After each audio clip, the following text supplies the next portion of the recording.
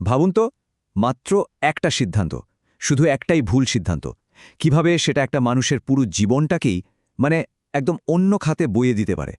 চলুন, আজ আমরা ঠিক এই বিষয়টাই দেখব, সেই সব নির্ণায়ক মুহূর্ত আর তার পেছনের গল্পগুলো আসলে কি। আমাদের সবার মনেই হয়তো এই প্রশ্নটা আসে, তাই না?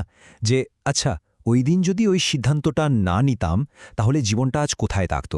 এটা কি শুধুই একটা কল্পনা, নাকি সত্যি একটা সামান্য হ্যাঁ বা না আমাদের ভবিষ্যতের পুরো নকশাটাই বদলে দেওয়ার ক্ষমতা রাখে? তো সবকিছু শুরু হয় ঠিক একটা মুহূর্ত থেকে, ওই যে সেই নির্ণায়ক মুহূর্তটা, যা আমাদের জীবনের এক চৌরাস্তা এনে দাঁড় করিয়ে দেয়। আর ঠিক সেখান থেকেই পথগুলো চিরদিনের জন্য আলাদা হয়ে যায়। দেখুন, আমরা তো রোজই শয়ে শয়ে সিদ্ধান্ত নিই, তাই না? সকালে কি খাবো, অফিসে কোন রাস্তা দিয়ে যাব, এগুলোর বেশিরভাগই কিন্তু খুব একটা গুরুত্বপূর্ণ না, মানে তুচ্ছ। কিন্তু এর মধ্যেই কোথাও যেন লুকিয়ে থাকে হাতে গোনা কয়েকটা সিদ্ধান্ত, আর ঠিক ওই সিদ্ধান্তগুলোই আমাদের পরিচয়, আমাদের সম্পর্ক, এমনকি আমাদের ভবিষ্যতের ভিতটা গড়ে দেয়। আচ্ছা, এই যে এত গুরুত্বপূর্ণ সিদ্ধান্তগুলোর কথা বলছি আমরা, এগুলো নেওয়ার সময় ঠিক কি চলে আমাদের মনের ভেতরে? বা ধরুন, বাইরের কোন চাপগুলো আমাদের একটা নির্দিষ্ট দিকে যেতে বাধ্য করে? চলুন তো এই ব্যাপারটার একটু গভীরে গিয়ে দেখি। যে কোনো বড় সিদ্ধান্তের ক্ষেত্রেই না দুটো রাস্তা খোলা থাকে। একটা হলো খুব তাড়াহুড়ো করে নেওয়ার সিদ্ধান্ত, মানে আবেগের বশে বা অন্য কারো চাপে, কিংবা হয়তো শুধু সাময়িক লাভের কথা ভেবে। আর আরেকটা হলো ভেবে চিন্তে নেওয়ার সিদ্ধান্ত, যেটা আসে নিজের মূল্যবোধ আর গভীর ভাবনা থেকে। আর সমস্যাটা হলো প্রায় ক্ষেত্রেই দেখা যায় ওই প্রথম পথটাই আমাদের অনুশোচনার দিকে ঠেলে দেয়। তাহলে প্রশ্ন হলো, মানুষ কেন একটা ভুল পথে পা বাড়ায়? কি এমন হয় তখন? আসলে বেশিরভাগ ক্ষেত্রেই এর পেছনে থাকে তীব্র আবেগ, যে আমাদের যুক্তির ক্ষমতাকে একদম থামিয়ে দেয়। এর সাথে যোগ হয় হয়তো তথ্যের অভাব, বা ধরুন অন্যদের চাপ। আর সবচেয়ে বড় ব্যাপার হলো, ভবিষ্যতের পরিণতিটাকে আমরা অনেক সময় খুব ছোট করে দেখি।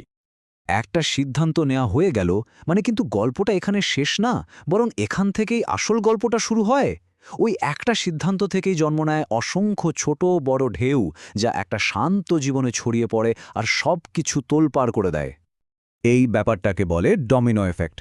ভাবুন তো একবার, প্রথম ডমিনোটা হলো সেই মূল সিদ্ধান্তটা, যেই ওটা পড়ল, ব্যাস, জীবনের গতিপথটাই সঙ্গে সঙ্গে পাল্টে গেল। এরপর পড়তে শুরু করে পরেরগুলো, সম্পর্কের ডমিনো, সুযোগের ডমিনো, একটার পর একটা।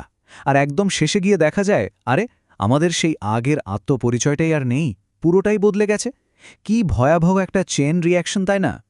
শুধু একবার ভাবার চেষ্টা করুন, ওই একটা সিদ্ধান্তের ঠিক ১ বছর পর হয়তো চারপাশের পরিবেশটাই অচেনা লাগছে। ৫ বছর পর হয়তো কাছের মানুষগুলোই সব বদলে গেছে।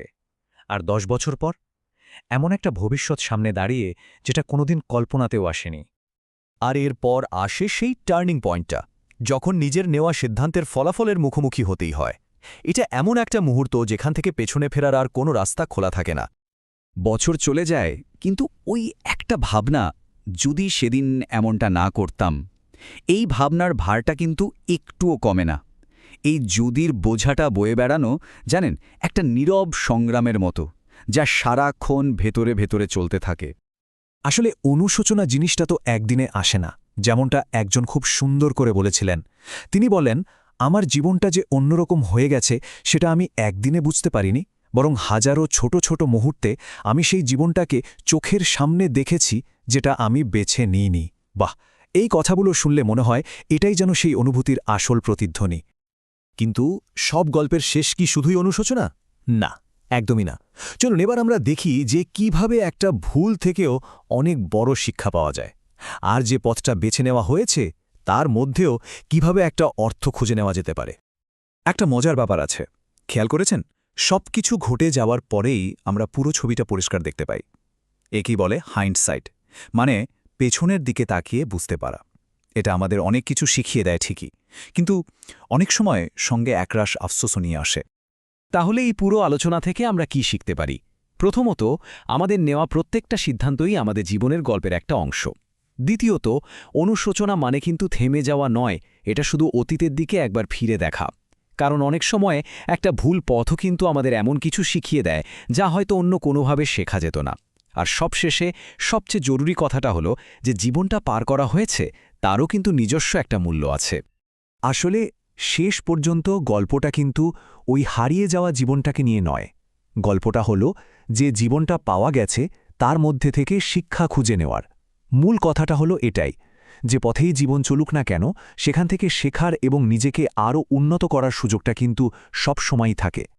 এই পুরো আলোচনার পর হয়তো একটাই প্রশ্ন আমাদের সবার মনে ঘুরপাক খাচ্ছে, কোন সিদ্ধান্তটা আসলে আমাদের আজকের জীবনটাকে গড়ে দিয়েছে? এই ভাবনাটা না হয় আমাদের সবার জন্যই তোলা থাক। আজকের মতো এখানেই শেষ করা যাক।